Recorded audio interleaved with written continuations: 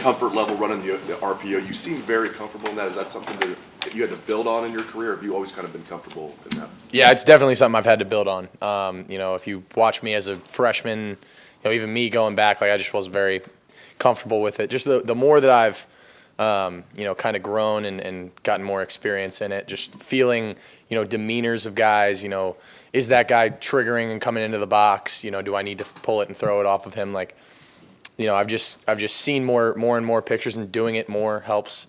And I think we practiced it a ton this offseason with Coach Kelly, and he puts a big emphasis on it. And I think it just helps our offense, and the better I can be with it, and the more we rep it, and the better I can be with my decisions, the more we can stay on schedule.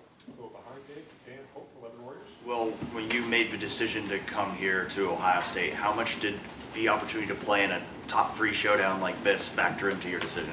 Oh, absolutely. When you come to a place like Ohio State, you want to play on the biggest stage. College game day. All the hype. 2 versus 3 matchup. Like, this is what you sign up for, and this is what I was looking forward to. It's a challenge, man. It's fun. This is what college football is all about. This is what you dream about as a kid, man. Like, just being on this stage, playing in front of a ton of people, and a ton of people watching on TV. Like, it's a dream, man, and it's definitely a big reason why I came here. How do you as a quarterback prepare yourself to play in a challenging road environment like this? It's hard. I don't want to say there's one way to, kind of go about it.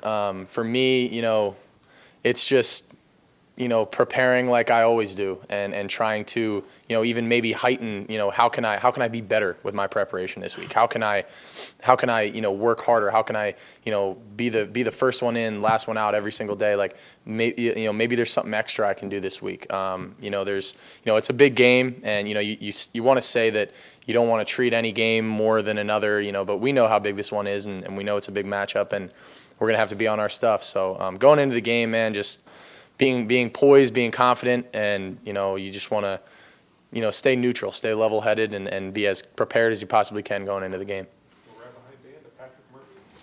Well, Coach Day was talking about your running in a big game like this and equating numbers, and you've obviously sort of ramped that up each week. Just how comfortable in this offense do you feel doing that as you head into this kind of game? Yeah, very.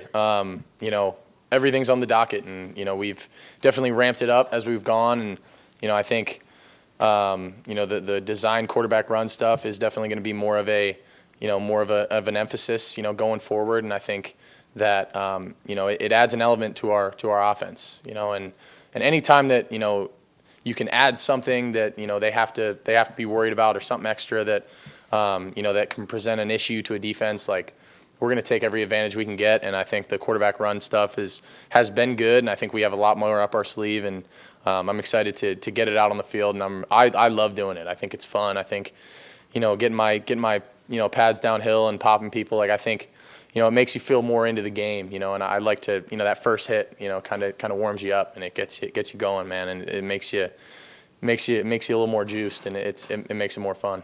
Well, right here in the front, what stands out to you the most about Oregon's defense? I think they have a solid front. I think their front is they got some dudes. I think number 1's a really good player. In the back end, my boy Kobe from Kansas State. He's a good buddy of mine, man. So I'm excited to play against him. They got there's some talented transfers back there, and I think the thing about them is they're so multiple. They can do a lot of different things. They got a lot of good players. They want to play physical. There's a lot of different things about them that present challenges for us. But I think overall, I feel good about just initially watching them, and I think there's some things that we can do that will present issues for them. I think they do have a lot of transfers in, so I know that this is their first year in the system together, and I know that factors into it a little bit, and so I think there's some different ways we can attack them, but we got a challenge, and we know that, and we're gonna have to be on our stuff, and they're a good team, so we respect them, but we're ready. We'll go to Cameron T. Robinson. Well, you've played in big games. It's a big 12-time game. The big game in Texas last year. How do those games What do you learn from those games that prepared you for big moments like this? Like you said, your preparation is one thing, but what about the atmosphere, the week leading up to it, can you take away from those moments that you present? That's a really good question. I think it's hard to circle on one thing, that you want to focus on in these big games and you want to take away from these big games. But from my experience in playing in them, the biggest thing is staying neutral and not getting too high and getting too low, because we know the emotions are going to be running rampant in this game. We know the implications of this game. We know it's a big one. But at the end of the day, you got to stay neutral, and you can't get too high, you can't get too low. You can't let things that happen affect you. I played it.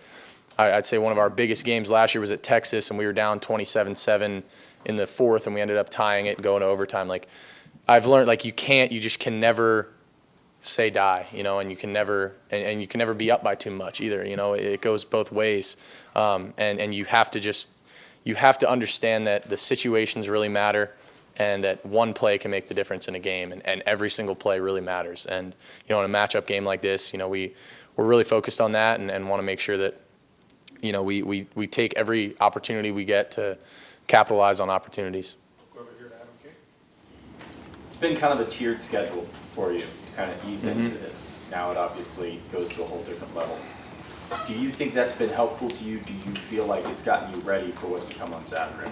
Yeah, I think for me, man, it's the way our schedule's set up. I can't control that, so we're just going to play who's in front of us. But I do think that working up in terms of competition. Yeah, does it give you a little more leeway with things? But it's for me, I don't really focus on that as much. I'm just kind of worried about, hey, how can we beat this team that we're playing this week, and do everything that we can that week. And obviously, the bigger games are looming. But at the same time, you don't want to overlook anyone or get past anyone. So it's kind of just taking it one week at a time. But I do think that, the way that this season has set up has definitely, allowed us to kind of get more comfortable and get better every single week. And I think it has set up pretty well. Fourth row, Andy Baxter. Yeah, Will, Oregon gets a lot of pressure on opponents so far this season. What do you like about your game against pressure, and where have you grown over your career facing a good pass rush? Yeah, I think, my ability to kind of stand in there and make throws when I have guys in my face has gotten a lot better. And the only way to get better at that is doing it. I've been in a lot of situations where I've had to, stand in there, take a hit, and make a throw. And, I think, yeah, definitely they got some dudes over there. Are they going to make plays? Absolutely. Are they going to, try and present some tough looks for us in the front game? Yeah, absolutely. But I'm super, confident in my O-line. I think we got the best O-line in the country, and they're playing at a really, really high level right now, and I'm excited for them. I think they're gonna take on that challenge, and I know that. But for me, I mean, it's just staying under pressure, or staying calm under pressure, keeping my feet in the ground, not throwing off my back foot too much, and I've gotten better at it. I think I definitely still could be better. You're never gonna be perfect, but. That's definitely something we're gonna need to be worried about this game. And they got some good guys up front, so we got to be worried about the twists and picking up the blitz and the stunts and whatnot. But man, I got all the faith in the world in my O-line. We'll go right behind him to Spencer Holbrook. Will, do you have a favorite throw to Emeka from Saturday, considering all three of the touchdowns had to be kind of put right there for him? That's tough. I'd say probably the one in the back left corner. The second one, the wheel route that I threw, I just felt like that was kind of a tight window throw, and we had worked that exact look, and I kind of missed the throw during the week, so it was really nice to get that opportunity back and get the chance to put it in there and put it on him. I think that was probably my favorite, but I mean, Mech was out there balling, man. I think a lot of people, when they see what Jeremiah is able to do and they see what Q and Trey are able to do, Mech gets forgot about almost, and he reminded some people, of how good he is. The way that you're throwing on Saturday, not that anybody doubted whether you could make those tight window throws, but to be able to kind of, rip them, show them off a little bit, what is that like watching those back on film for you? It builds confidence for sure. It's like, even when the coverage is tight, it doesn't matter. I can put the ball there and those guys are going to make plays. And, at the end of the day, it just builds confidence looking back at those things. And it's fun to sit here in the team meeting on Sunday and watch those plays back and, understand that, the work that we've been putting in is paying off. And just got to continue to make plays and make them on a more consistent basis and, iron out the mistakes. Fourth row middle, Tony Vertigo. Well, you talked about playing in big games and big moments.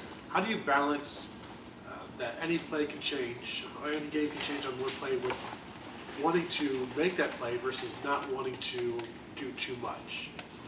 That's good. That's a good question. Balancing that is huge, and you got to know when to, take your medicine, if you will, and just kind of take the check down and not force things. There's this balance between forcing and capitalizing, and you don't want to force something, try and make something happen, but you got to take advantage and capitalize when those opportunities are there. And that's the game that you got to play. You got to know when to hold them and know when to fold them, and there's no doubt, man. So that's the game that we're playing, and we definitely want to go downhill and run a little bit. We want to take some shots, and that's every game. So we gotta know when to hit them and when to kind of take our medicine and check it down. We'll do two more, Austin. Go ahead. Well, when you're talking about Emeka and those catches, what's your favorite part of his game?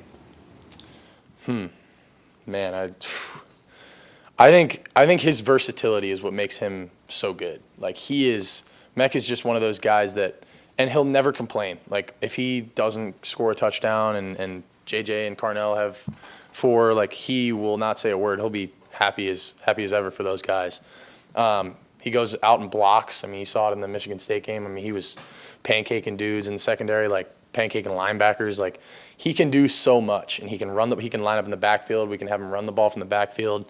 His versatility presents so many challenges for a defense, and you never know how he's going to hit you. If he's going to run inside, run outside. He runs unbelievable routes.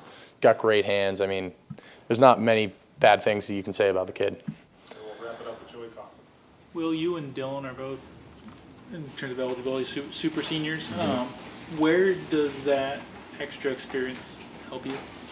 I think on situations where, you gotta, like I just said, you gotta know when to take your shots and when to not. And, I think I've done a pretty good job this year of keeping us on schedule and keeping us out of bad plays. I think there's been probably 1 or 2 plays a week that I'm like, man, you really can't make that mistake. You want it back. And obviously that's, something we just got to continue to grind on. And just something I can't do, turning the ball over obviously is a problem like that. But for the most part, it's just, decision making for me. It's like keeping us on schedule, knowing when to take a shot, knowing when to check it down, knowing when to force a ball into a tight window or not.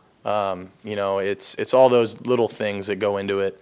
It's not, it's kind of hard to zero in on one thing because, it's just, experience is experience, and, you can't really replicate doing things until you're out there actually doing it, and me and Dylan have definitely been, through a lot of football games. So, I think that's something I try to lean on, yeah. What do you remember about the 22 game? What do I remember about him? From seeing him.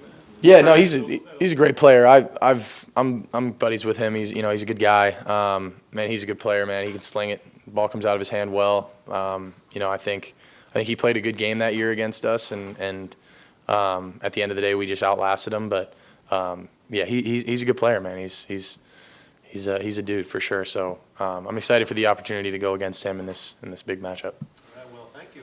Thank you guys. Go Bucks.